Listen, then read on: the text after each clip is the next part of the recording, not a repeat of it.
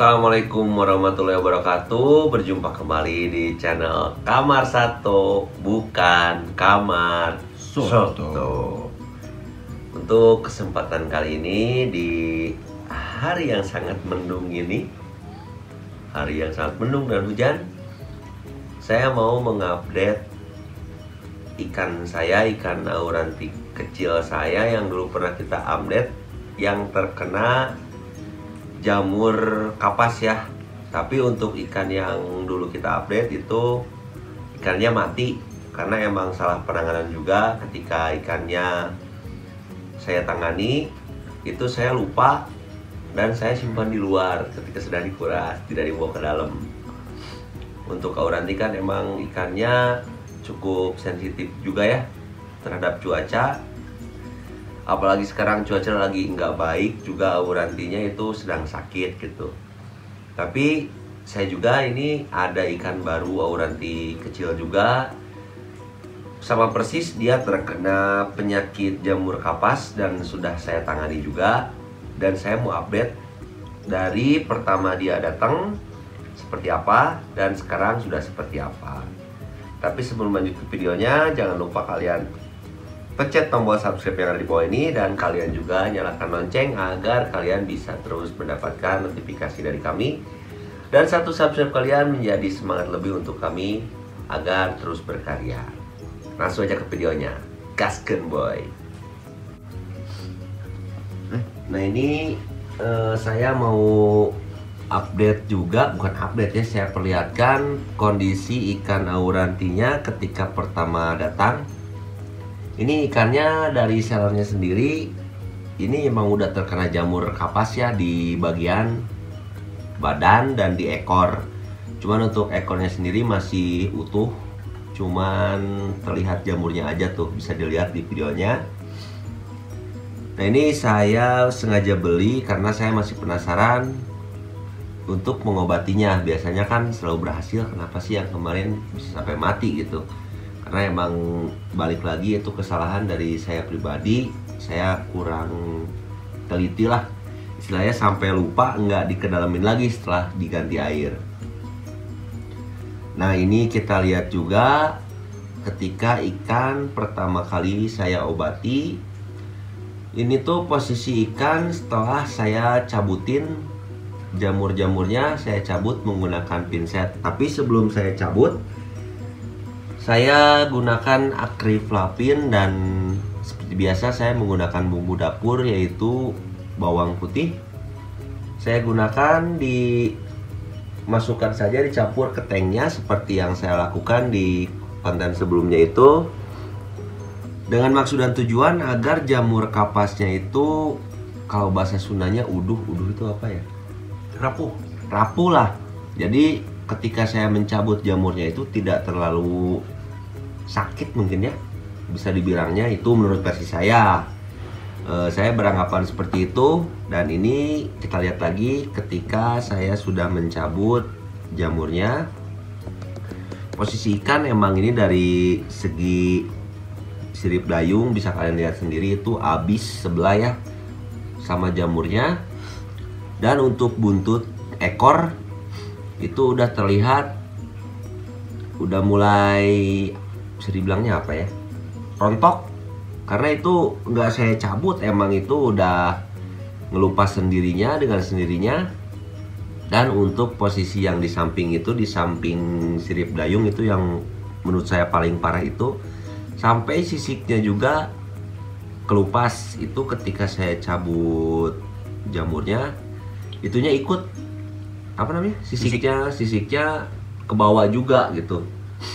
Nah ini saya lakukan pengobatan untuk ikan ini sampai dengan hari ini itu kira-kira udah 2 minggu ya, 2 minggu pengobatan dari pertama saya mengambil ikan tersebut. Nah langsung aja kita update untuk keadaan ikan yang sekarang itu seperti apa. Yuk kita lihat, kita tengok ikannya seperti apa bos. Nah ini sebelum ikan saya ganti air, jadi sebelumnya saya menggunakan air akriflavin dan bawang ya. Itu saya kuras 3 hari sekali.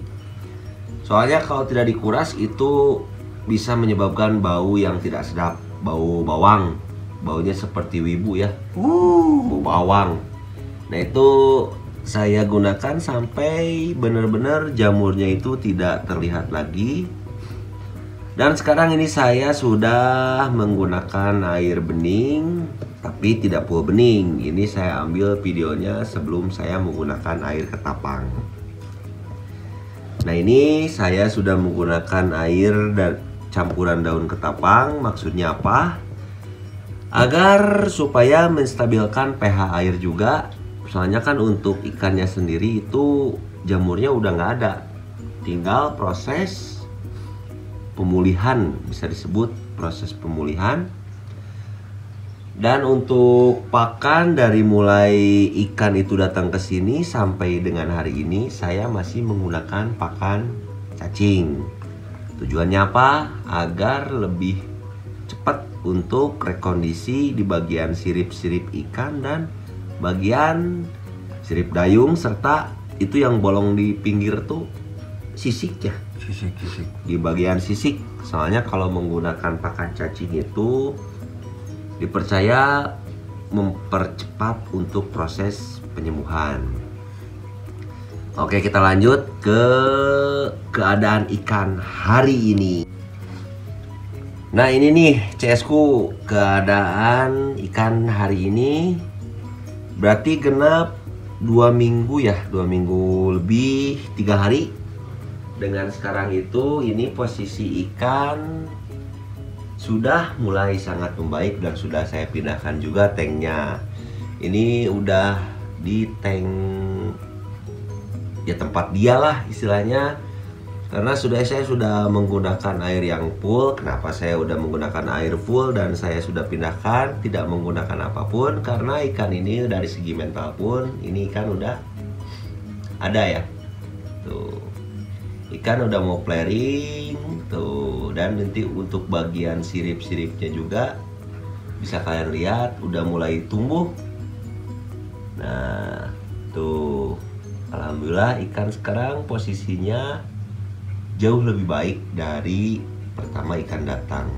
Untuk ekor itu ketika ikan ini masih sakit itu sangat, bahkan saya sudah beranggapan ini ikan tuh nggak bakal tumbuh lagi untuk siripnya, sirip ekor ya terutamanya, karena terlihat seperti sampai pangkal ekor itu habis. Tapi ternyata alhamdulillah ini ikan tuh mempunyai semangat hidup yang tinggi, saya bilang tinggi lah. Bagus ini ya, untuk ukuran kira-kira 9 cm apa 10 ya, ini 9 kurang lebih 10 lah.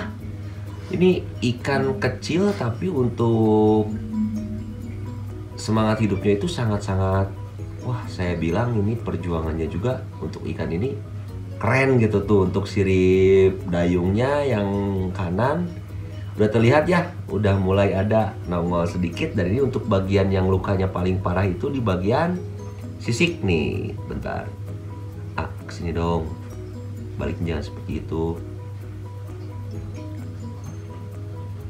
Hey,